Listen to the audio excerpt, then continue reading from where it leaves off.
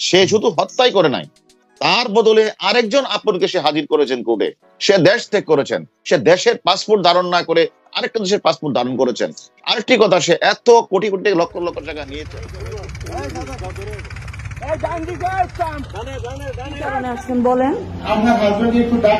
আমার হাজবেন্ডকে অ্যারেস্ট করতে আসছেন, আপনি বলতেছেন এখন আমি আমার হাজবেন্ডে বলতাম।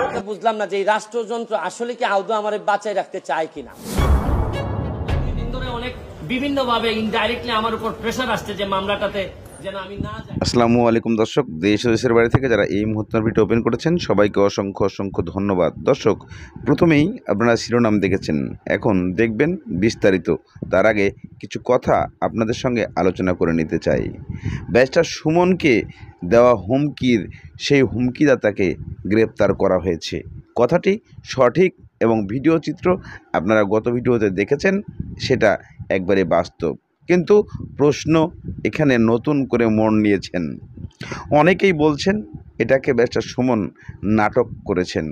এটা শুধু এককভাবে করেন নাই, তিনজন মিলে, অর্থাৎ বাংলাদেশের তিন প্রধান মিলে এটাকে নাটক সৃষ্টি করেছেন ব্যারিস্টার সুমনকে হাতিয়ার হিসেবে বের করার জন্য।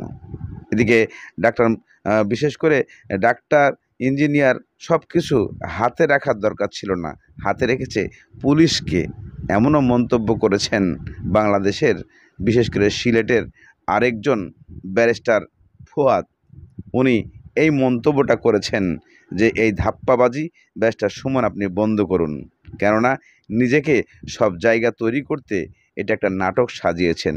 এবং এইদিকে আমাদের ওবায়দুল কাদের কি বলেছেন একটু শুনে আসি। কথা বলছি সেটা হচ্ছে, আমি চিন্তা করে দেখলাম যে তিনটি প্রধান পদে আমি প্রস্তাবক ছিলাম, মহামান্য রাষ্ট্রপতি, মাননীয় প্রধানমন্ত্রী এবং সর্বশেষ মাননীয় স্পিকার। এটা একটা অনুভূতি। আমার তো দেখতে দেখতেই বেলা চলে গেছে আজকে, তবে যা করি সব উনি দেখতে পারবেন, যার কারণে একটা টেনশন বেড়ে গেল, প্রিপারেশন ডাবল নি।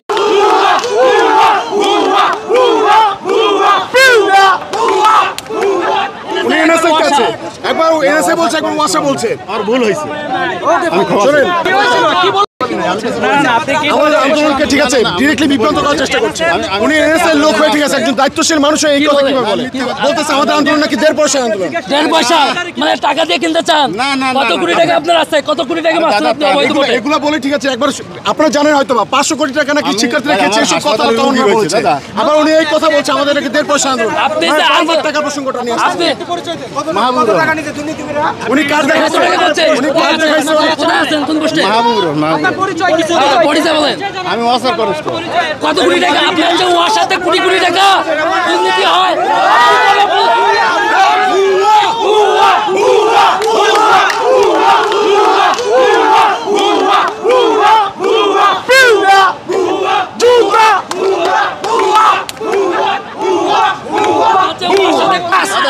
আপনার এটা বলা উচিত হয়েছে কিনা বলেন? না, উচিত হয় না। হ্যাঁ বলেন, এটা আমার অন্যায় হয়েছে। আপনি বলেন, আপনি বলেন। কেন বললেন? আপনি ক্ষমা চান? আমি ক্ষমা চাই। কি বলেছেন? কি বলেছেন? কিছু বলি নাই। আপনি বলেন শিক্ষার্থীর আন্দোলন কি যৌক্তিক আন্দোলন? কি যৌক্তিক আন্দোলনের সময়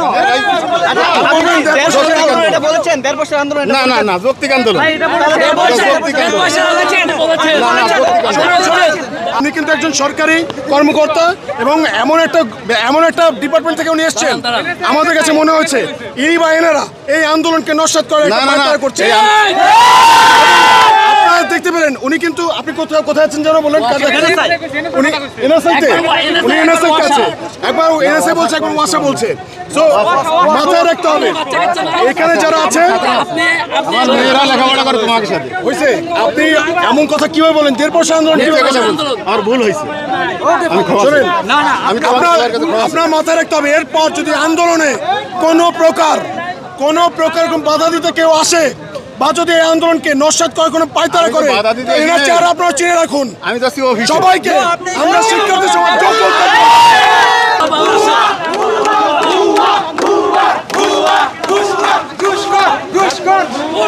বললো যে আমরা অনেক আন্দোলন করেছি, ওনার কার্ড দেখালো যে আমি এনএসআই কর্মকর্তা এবং আমাকে কার্ড দেখালো। তারপর কিছুক্ষণ পরে আমার সাথে এক পর্যায়ে উনি বললো যে আমরা তো অনেক আন্দোলন করেছি, তোমাদের এই আন্দোলন তো 1.5 বছর আন্দোলন।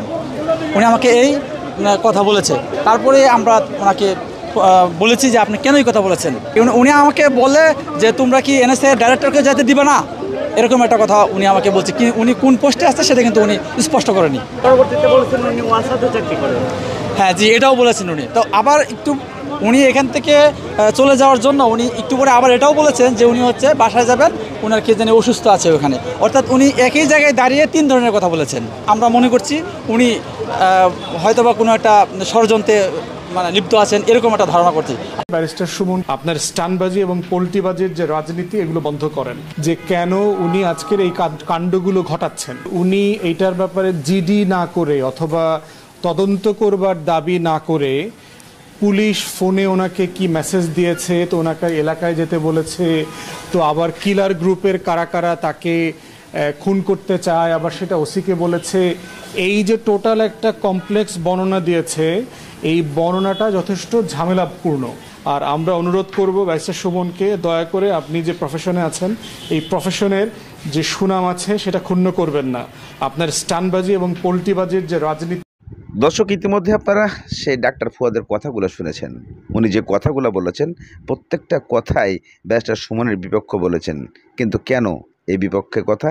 ব্যারিস্টার সুমনকে হুমকি দেওয়া সেই আসামি গ্রেপ্তার করার পরেই কেন জ্বলে উঠলেন এই ব্যারিস্টার ফুয়াদ? আসলে এখানে কোন জায়গায় তার সমস্যা, নাকি জনগণ ওকে উল্টাপাল্টা কমেন্ট করার জন্য, উল্টাপাল্টা গালিগালাজ করার জন্য ব্যারিস্টার সুমনের বিপক্ষে দাঁড়াচ্ছেন উনি? এই আসামি ধরাকে কেন্দ্র করে ব্যারিস্টার ফুয়াদ উনি বলেছেন ব্যারিস্টার সুমন সম্পূর্ণ ধান্দাবাজি করছেন এবং এগুলা চাটাবাজি, এইগুলো বন্ধ করতে হবে অবশ্যই, না হলে সে রাজনীতির মাঠে রাজনীতি করতে পারবে না। উনি যে কথাটি বলেছেন সেটা কতটুকু যৌক্তিক যে উনি রাজনীতি করতে পারবেন না? উনি একজন ব্যারিস্টার হয়ে ব্যারিস্টারি করছেন। কিন্তু ব্যারিস্টার সুমন তো শুধু ব্যারিস্টার নয়, উনি ব্যারিস্টার এবং উনি একজন সাংসদ, জনপ্রতিনিধি। তাকে একটা কথা বলতে গেলে মাপজোক করে বলা দরকার। কিন্তু কি এত সাহস এই ব্যারিস্টার ফুয়াদের কাছে আছে যে যখন তখন ব্যারিস্টার সুমনকে নিয়ে, যখন তখন মাননীয় প্রধানমন্ত্রীকে নিয়ে, যখন তখন সরকারি বিভিন্ন কাণ্ডে উনি এইভাবে প্রচার করে দেয়। চলুন আমরা সেই আসামির কিছু কথা শুনি। গল্প কাহিনী থেকে অনুপ্রাণিত হয়ে এমপিকে হত্যার চেষ্টা চলছে বলে নাটক সাজায়, তবে নিজের জালে নিজেই ফেঁসে যান মৌলভীবাজারের সোহাগ মিয়া। হবিগঞ্জ 4 আসনের সংসদ সদস্য ব্যারিস্টার সৈয়দ সাইদুল হক সুমনকে হত্যা চেষ্টার তথ্য আছে এমন দাবিতে পুলিশের সাথে যোগাযোগ করে সোহাগ। সেই খবর পৌঁছায় ব্যারিস্টার সুমনের কাছেও। নিরাপত্তাহীনতার কথা জানিয়ে 29 জুন ঢাকায় শেরেবাংলা থানায় সাধারণ ডায়েরি করেন এমপি সুমন।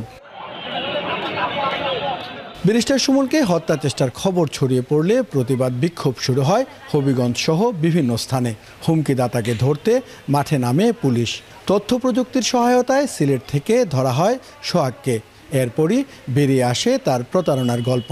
সে একটা গল্প দেখে, সেই গল্পতে ছিল যে এক ইন্ডিয়ান এক বড় ব্যবসায়ী ছিল, সেই এক প্রতারক ওই ব্যবসায়ীকে বলেছিল যে আপনার একটি গুরুত্বপূর্ণ তথ্য আছে যে আপনাকে মারার জন্য কিছু লোক রেডি আছে, তো আপনি যদি আমাকে কিছু টাকা পয়সা দেন তাহলে আমি সেই তথ্যগুলো বলে দিব।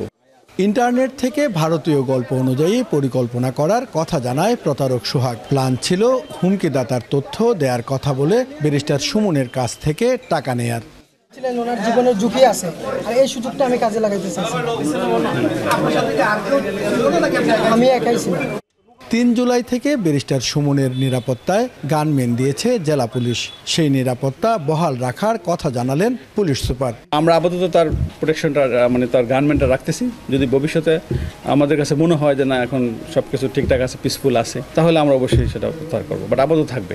তবে প্রতারক সোহাগের দেয়া তথ্যে সন্তুষ্ট নন ব্যারিস্টার সুমন। প্রাথমিকভাবে ওরা যে যার নাম্বার পাইছিল এই নাম্বার থেকে তো তারে ধরছে, কিন্তু এখন ফুল এরা তো এখন রিমান্ড চাইবে, রিমান্ডে নিয়ে কি আসে না আসে। আমার ফ্যাক্টর হচ্ছে কি অল ইনক্লুসিভ একটা রিপোর্ট বেরোইতে হবে যে আদৌ এটা, আমি তো মনে করতেছি যে এটা পুরাপুরি কনক্লুসিভ একটা কি না আসা পর্যন্ত আর্লি কনক্লুশনে যাওয়া ঠিক হবে না। আপনার স্টানবাজি এবং পোল্টিবাজির যে রাজনীতি এগুলো বন্ধ করেন না। আপনি যদি জেনুইনলি পলিটিক্স করতে চান, জেনুইনলি অন্যায়ের প্রতিবাদ করতে চান, আপনার প্রথমত হচ্ছে একটা দামি সংসদে আপনাকে রিজাইন করে প্রমাণ করতে হবে যে আপনি এই সংসদে জনগণের ট্যাক্সের পয়সায় যে নাটক হচ্ছে এই নাটকের অংশীদার না। ওখান থেকে বের হয়ে এসে জনগণের কাতারে থেকে জনগণের জন্য জনগণের সম্পত্তি চুরি লুটপাটের বিরুদ্ধে আপনি কথা বলেন, সেটাই আমরা আপনার কাছ থেকে আশা করব।